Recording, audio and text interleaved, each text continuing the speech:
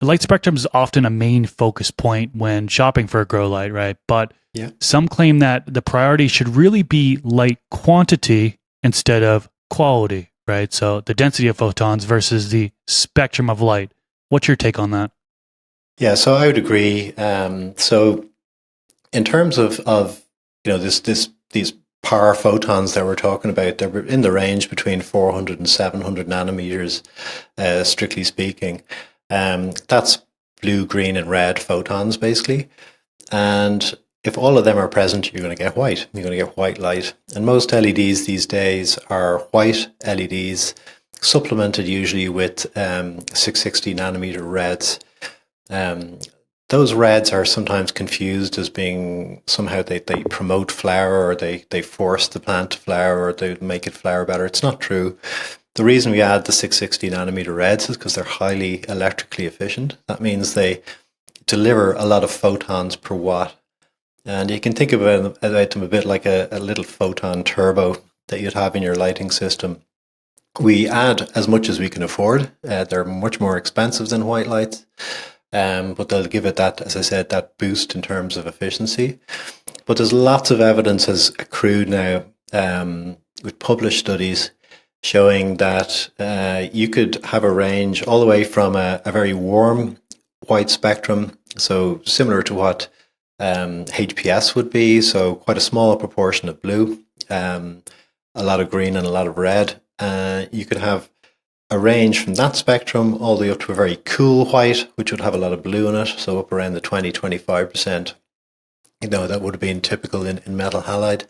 And you will get almost no difference in terms of growth rate, and you will get no difference in terms of quality of harvest. So the potency of what's harvested will be exactly the same, irrespective of which spectrum you choose in that range of spectrum available.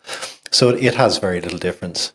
Outside of that, there are arguments about the spectrum of light can affect not just the growth of the plant, but the shape of the plant and the characteristics of the plant. So there's some belief out there that, for example, far red again can do something special in terms of the way the plant develops. And far red typically can cause plants to stretch.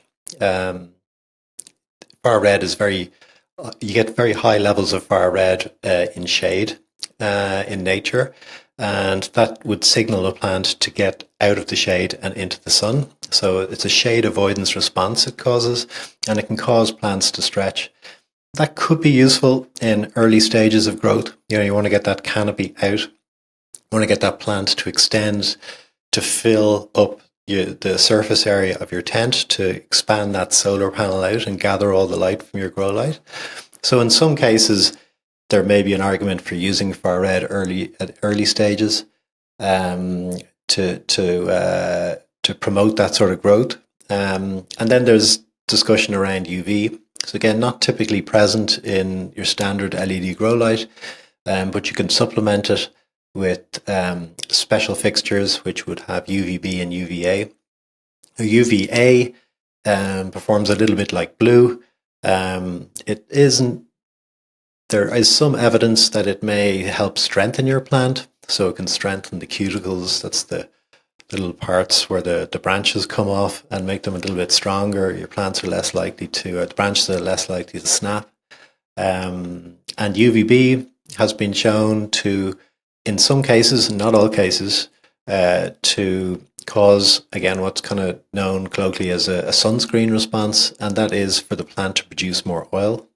And that would be in the form of terpenes and flavonoids. So basically you get more sticky harvest with higher levels of terpenes, so better taste and smell with terpenes and flavonoids. There's evidence of that in a lot of strains, but there's also evidence that with some strains that you don't get that response by using UVB. So I would generally, again, if you're going for your basic standard home grower, I'd say don't worry too much about spectrum. Pretty much all grow lights these days are using the same spectrum. That's for a reason, because it works for everybody. And don't fuss about it too much, don't worry about it too much. What's much more important is the power intensity. So it's the amount of light that the fixture is delivering. And just look at a grow light manufacturer should be providing a power map. So they should be showing the power distribution over its specified area. So say it's a 750 watt light going into a 5x5.